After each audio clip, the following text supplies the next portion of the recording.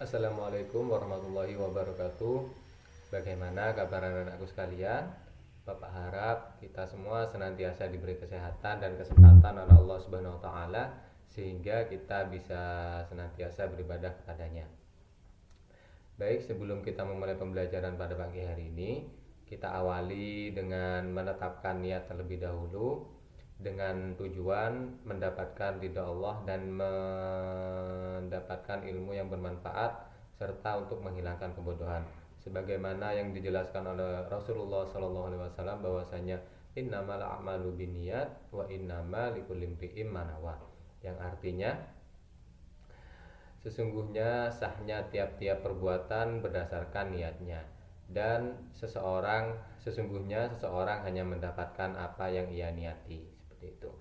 Baik, selanjutnya kita awali pembelajaran dengan membaca doa sebelum memulai pembelajaran dengan harapan apa yang kita pelajari pada pertemuan kali ini bisa bermanfaat dan memberikan keberkahan bagi kita semua.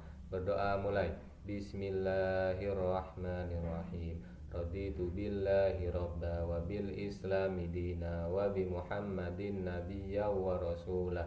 Rabbi zidna ilman nafi'a warzuqna fahman wasi'a.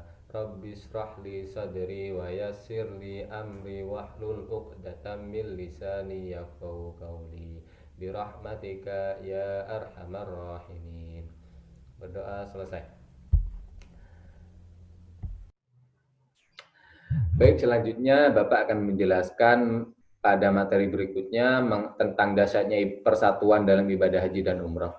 Pada pertemuan sebelumnya Bapak sudah menjelaskan mengenai pelaksanaan ibadah haji. Dan sekarang pada pertemuan ini Bapak akan menjelaskan mengenai pelaksanaan ibadah umroh. Haji dan umroh tidak jauh berbeda, hanya ada beberapa sedikit perbedaan antara haji dan umroh. Berikut adalah penjelasannya. Secara bahasa, umroh sendiri berarti berkunjung. Sedangkan secara istilah, umroh berarti berkunjung ke Ka'bah dengan melaksanakan tawaf dan sa'i dalam waktu yang tidak ditentukan. Nah, artinya pelaksanaan umroh ini tidak memiliki waktu khusus dan seseorang bisa melaksanakan umroh kapanpun ia mampu dan ia mau, seperti itu. Hukumnya adalah fardu ain bagi umat Islam sekali dalam seumur hidupnya. Artinya, hukum pelaksanaan umroh merupakan fardu bagi semua umat Islam sekali seumur hidup. Tapi apabila ada orang yang mampu dan ingin melaksanakan umroh lagi, maka hukumnya adalah sunnah. Ada hukum lain yaitu fardu apabila orang tersebut bernazar. Artinya, apabila ada orang yang bernazar dan nazar melaksanakan umroh dan nazar tersebut terpenuhi, maka orang tersebut wajib melaksanakan umroh sebab nazar, seperti itu. Selanjutnya adalah dalil umroh. Terdapat dalam Quran surat Al-Baqarah ayat 2, Quran surat kedua ayat 196. Salah satu potongan ayatnya yang berbunyi wa atimul hajja wal umrata lillah, yang artinya adalah dan sempurnakanlah ibadah haji dan umroh karena Allah. Ini adalah dalil dari pelaksanaan ibadah umroh. Syarat wajib umroh tidak jauh berbeda dengan syarat wajib haji. Syarat wajib umroh yang pertama adalah Islam, yang kedua adalah baligh, yang ketiga adalah berakal, yang keempat adalah merdeka, dan yang kelima adalah mampu. Sedangkan rukun umroh sedikit berbeda dengan rukun haji. Rukun umroh yang pertama adalah ihram, sedangkan yang kedua adalah tawaf, yang ketiga adalah sa'i, yang keempat adalah tahallul, dan yang kelima adalah tertib. Pada pelaksanaan umroh itu tidak ada pelaksanaan wukuf di Arafah, sehingga pelaksanaan umroh juga disebut dengan haji kecil karena rukun-rukunnya juga sama dengan rukun pelaksanaan haji, seperti itu. Yang selanjutnya adalah wajib umroh. Wajib umroh hanya ada dua. Yang pertama adalah ihram dari mikot, dan yang kedua adalah tidak melanggar larangan-larangan umroh. Nah, ihram dari mikot juga sama seperti ihram pelaksanaan haji. Yang bedanya, mikot zamani pelaksanaan umroh itu tidak dibatasi, sedangkan ibadah haji mikot zamaninya dibatasi. Sedangkan mikot makani umroh dan haji itu sama dari jamaah Indonesia, yaitu di Yalamlam, seperti itu. dan tidak melanggar larangan-larangan umroh.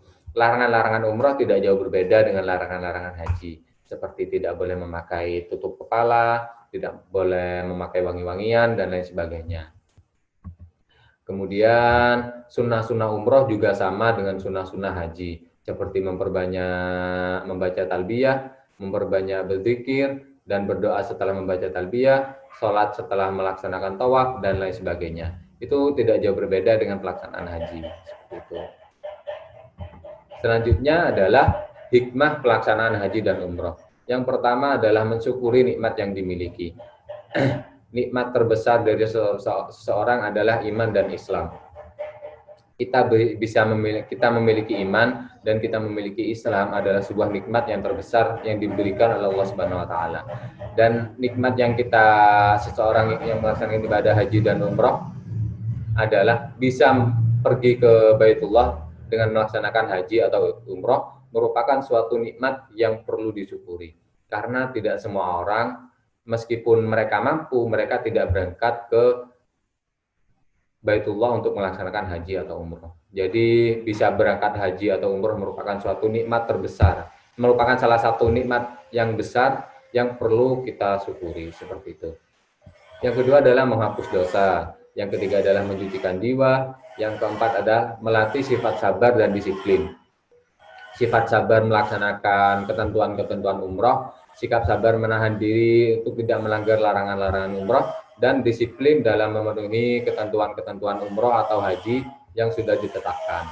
Kemudian mengingatkan perjuangan Rasulullah, mengingatkan bagaimana Rasulullah berjuang, mengingatkan di mana Rasulullah berjuang pada zaman itu, sehingga kita bisa sedikit memahami bagaimana dan sedikit lebih mencintai Rasulullah seperti itu dan meningkatkan keimanan. Kemudian menciptakan rasa persatuan dan kesatuan. Dalam pelaksanaan ibadah haji atau umroh itu ada seluruh jamaah haji, tidak hanya dari Indonesia saja, melainkan dari berbagai belahan dunia berkumpul menjadi satu di Baitullah untuk melaksanakan ibadah yang sama. Sehingga rasa persatuan dan kesatuan antara umat Islam semakin tinggi dengan adanya penyambung silaturahmi seperti itu. Mempererat tali persaudaraan atau tali silaturahmi. Nah, dengan pelaksanaan ibadah haji dan umroh merupakan suatu kesempatan kita bisa mempererat tali persaudaraan antar sesama muslim dari berbagai benua yang ada di dunia ini. Kemudian media untuk berdakwah, dengan adanya masyarakat dari berbagai belahan dunia berkumpul pada satu tempat, seseorang bisa menggunakannya sebagai sebuah kesempatan untuk sebuah media untuk melaksanakan dakwah Islam pada saat itu seperti ini. Dan kemudian lebih mengutamakan kepentingan agama daripada kepentingan pribadi seperti itu. Terima kasih. Pada pembelajaran umroh kali ini, apabila ada yang ingin ditanyakan, silakan silakan hubungi Bapak secara langsung atau kita diskusikan bersama melalui grup WhatsApp yang sudah tersedia.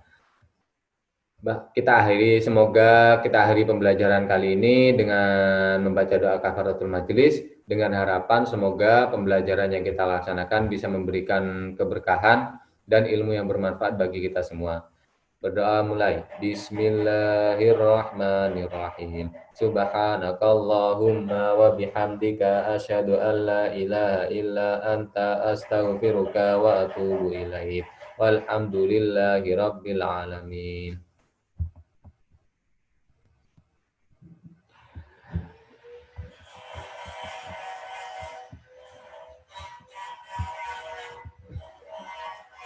Baik, Bapak akhiri pertemuan kali ini. Kurang lebihnya Bapak mohon maaf yang sebesar-besarnya. Wabillahi taufik wal hidayah. Wassalamualaikum warahmatullahi wabarakatuh.